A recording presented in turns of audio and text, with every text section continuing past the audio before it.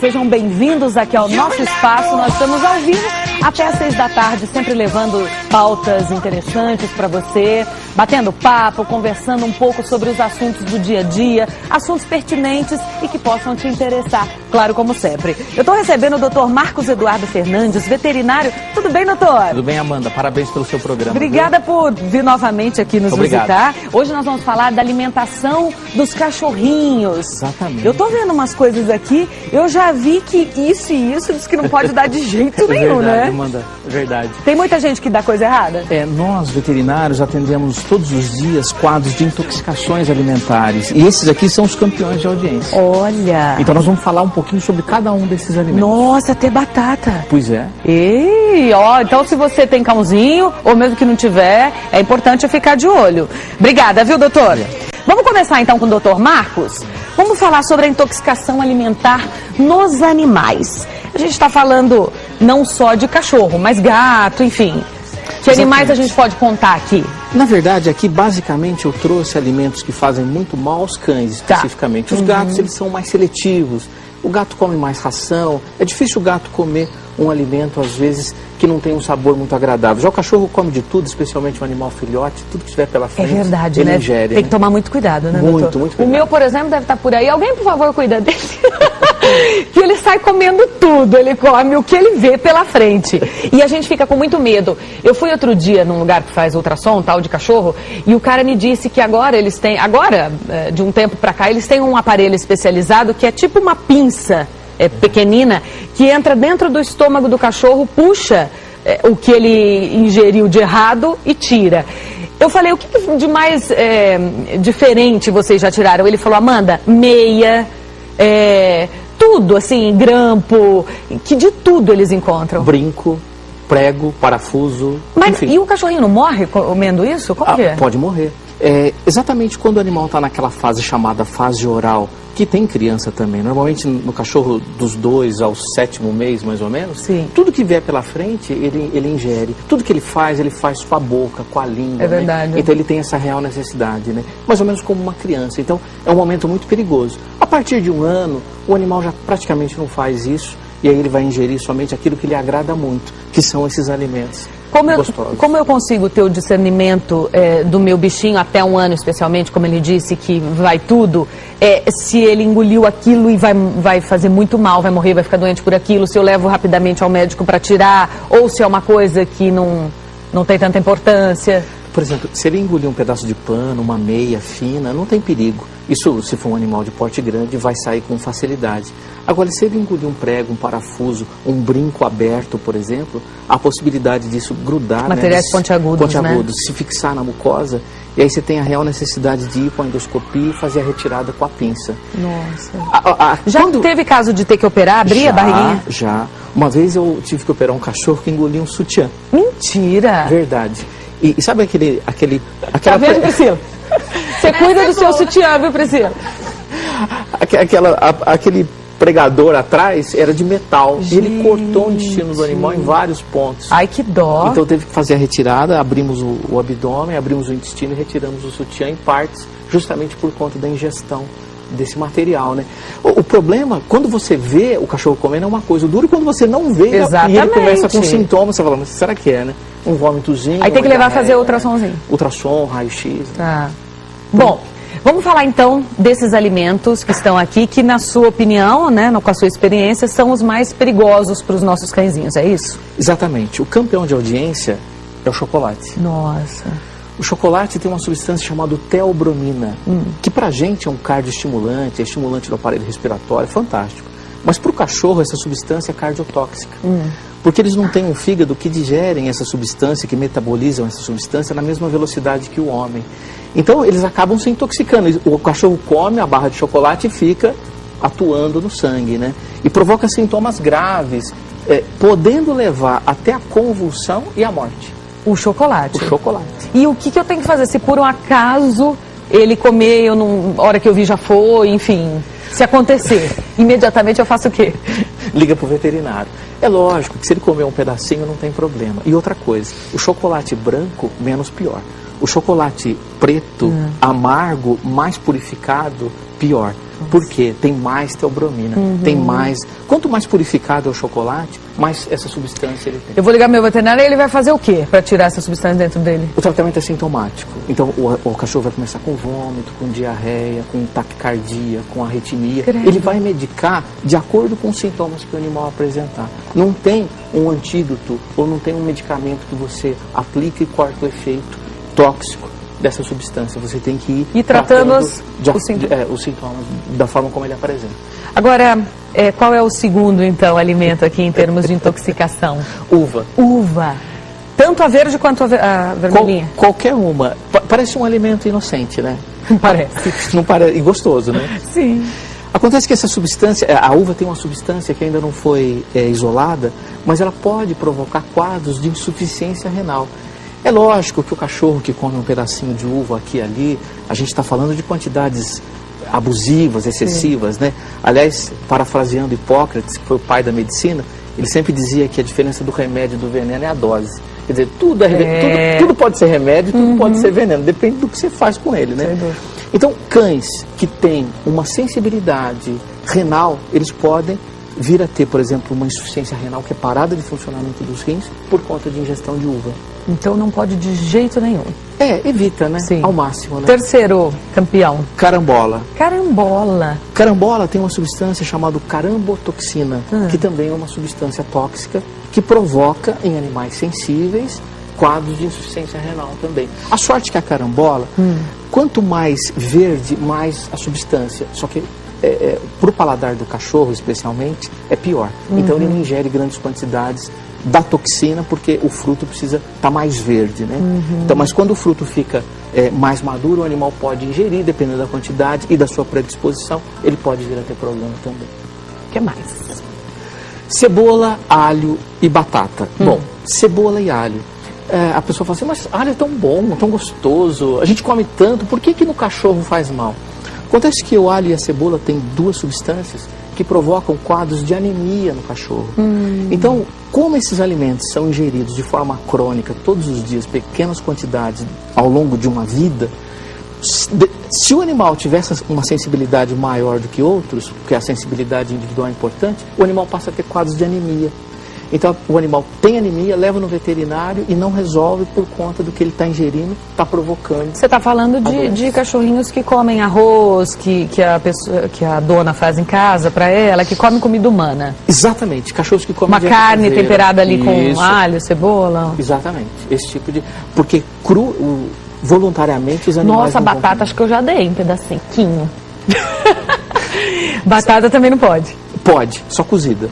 Ah, tá. O problema é que o cachorro foi cozida. Come cru. Às vezes a pessoa está descascando batata, lá o cachorro está... Porque tudo ele pede. Cenoura pode, cru? Cenoura pode. Se a pessoa der grandes quantidades de batata crua, especialmente a casca, tem uma substância chamada solanina, que é uma substância tóxica que também provoca intoxicação nos animais. Nossa, e para encerrar isso aqui? Abacate. Abacate também não é interessante, provoca quadros de vômito, diarreia. Abacate, né? Já é forte até pra gente, né? Até pra gente, né? Então, imagina pro bichinho. Esses alimentos, em nenhuma hipótese, né? Da forma como eu coloquei, por exemplo. Você pode cozinhar batata e dar pro cachorro? Pode. Pode dar crua? Nem pensar.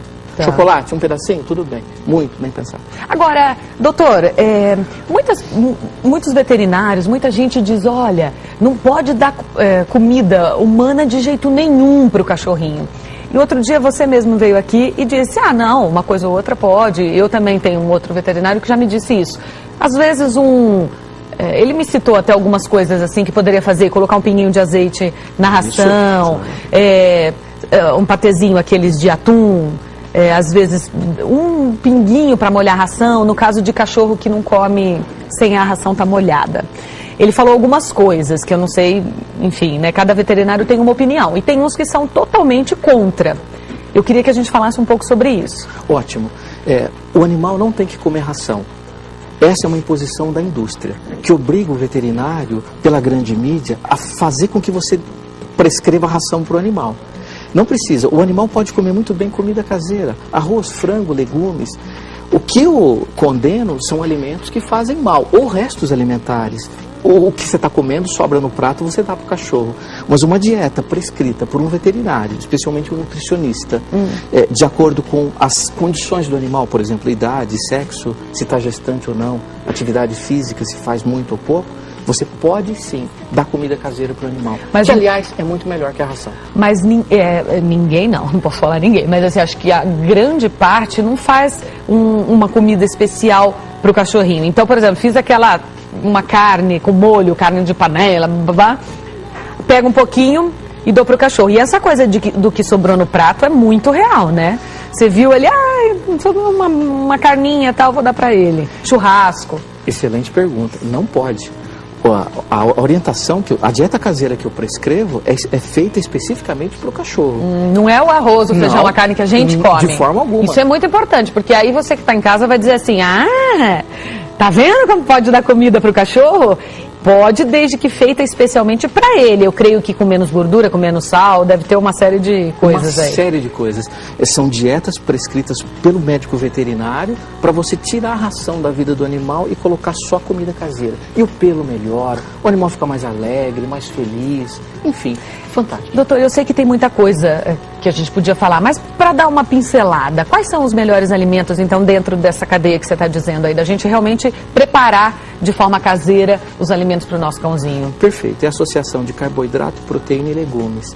O carboidrato seria o arroz ou a batata, proteína, carne de frango, vaca ou peixe, e o legume, cenoura, chuchu, beterraba, couve-flor, brócolis, verduras ou legumes. Sempre o legume cozido? Sempre o legume cozido, tudo cozido. A carne? Também cozida. Frita? Não, cozida. Cozida. Tá. Vai um pouco de sal, sim, sal é importante. Tá. Todo animal que mama, todo mamífero, ele precisa ingerir sal. Tá. Então às vezes a pessoa fala, eu não vou colocar sal na comida do cachorro. Por Pode quê? pôr. A ração tem sal, todo mundo come sal, precisa de sal. Né? Tá. Essa história do óleo vegetal purificado, que é o azeite, né? Isso é fantástico. O pelo, a pele, o animal fica feliz, fica realizado. E pão? Não. Pão não. Doce, pão, bala, chocolate, macarrão, molho de tomate, picanha com gordura. Carnes de churrasco? Nem pensar. Às segundas-feiras, normalmente a gente atende quadros de intoxicação por conta da participação ativa do cachorro nos churrascos do domingo. Sabe por quê, gente? Eles ficam ali lambendo a gordurinha que cai. Por mais que você não dê, né, tem que ficar de olho o tempo todo. E sabe uma dica? O pessoal insiste em dar ração pro cachorro. O cachorro não gosta da ração. Ele come no último grau da fome. Até eu ia comer se não me desse mais nada. Tanto que a gente brinca e fala assim, não, deixa a ração aí, que a hora que ele tiver com muita fome, ele vai comer. Eu vou fazer isso com as pessoas também. Ai, que dó, é verdade. Não é? Aí ele fica, você está almoçando, você está jantando, o cachorro está no pé pedindo comida e tal. Quando você dá a dieta caseira, o cachorro não faz mais isso. Porque ele está tranquilo, ele está realizado, ele comeu. Se a gastronomia, Amanda, é um prazer para o homem, por que não é para o cachorro?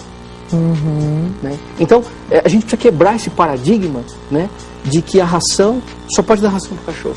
Olha que bonito. E esse ossinho aí que ele tá? Olha, ele escuta minha voz já falando igual boba, ele já olha, sabe que sou eu mexendo com ele. Lucky. Esses ossinhos, tudo bem? Tudo bem, faz bem, inclusive para os dentes, limpa os dentes. Né? Quantas vezes por dia o animalzinho deve ser alimentado? Olha, almoço, janta, você pode até incluir uma terceira refeição. Dividir a dieta caseira em 3 vezes, de manhã, de tarde e à noite, é melhor. E entre as refeições, frutas e legumes. Você pode dar também à vontade. Tem alguma, fora não, carambola, uva, não. Pode liberar fruta? Banana, maçã, mamão, você pode liberar para o animal tranquilamente. Ele adora, né? Isso diminui a ansiedade dele esperando a próxima refeição, porque às vezes ele está com fome. É o que acontece com a gente também. Tá.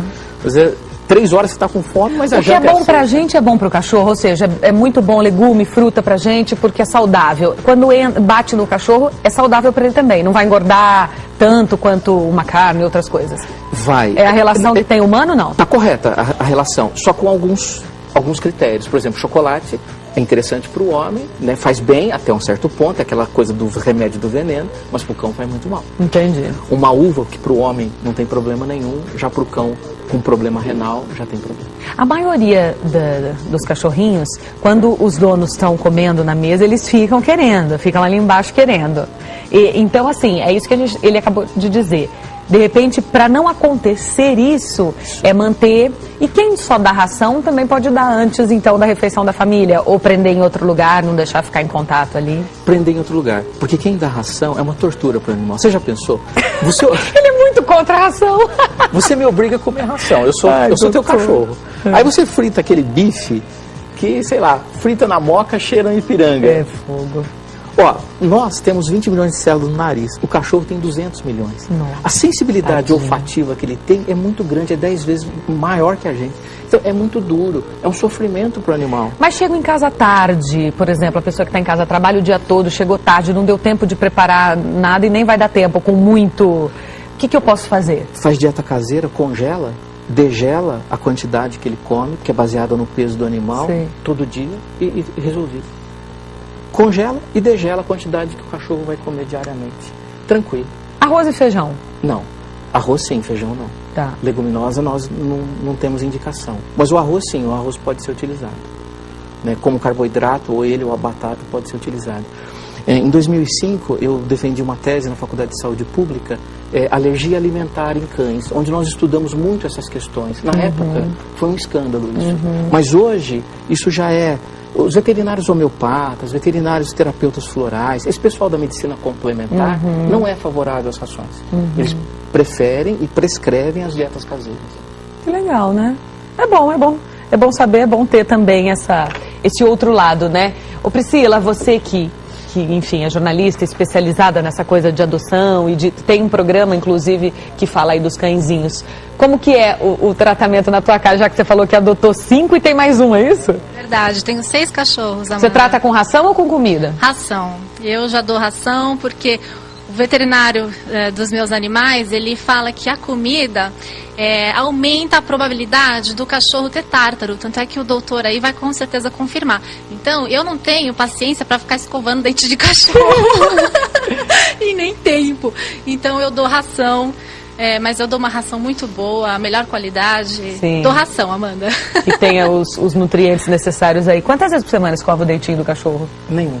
Ah, não escova? Não precisa. Se não Fica quiser. com um bafinho, doutor. Não precisa. Aqueles animais que têm predisposição genética a desenvolver esse mineral que gruda do dente chamado tártaro, você pode escovar os animais. Você pode escovar os dentes dele todos os dias, mas não necessariamente. Tá. Uma vez por semana já tá bom? Já ajuda. Tá. Já Mas ajuda. o ideal é todo dia, então. Para quem tem essa predisposição. Exatamente, para quem tem predisposição todo dia. Tem também aqueles ossinhos de menta que prometem ajudar a não criar tártaro e deixar a boquinha mais cheirosinha. Para quem tem predisposição, a escovação diária é interessante. Porque eu acho que principalmente na fase que o cachorro está trocando a dentição até um aninho, né? Que cai e começa o novo, que fica um cheirinho mais. Exatamente. Doutor, muito obrigada pela aula mais uma vez. O contato do Dr. Marcos Eduardo Fernandes, veterinário, é o 11 São Paulo 2215-0901. 2215-0901. Obrigada, doutor. Eu que agradeço. Seja sempre bem-vindo aqui ao nosso programa, viu?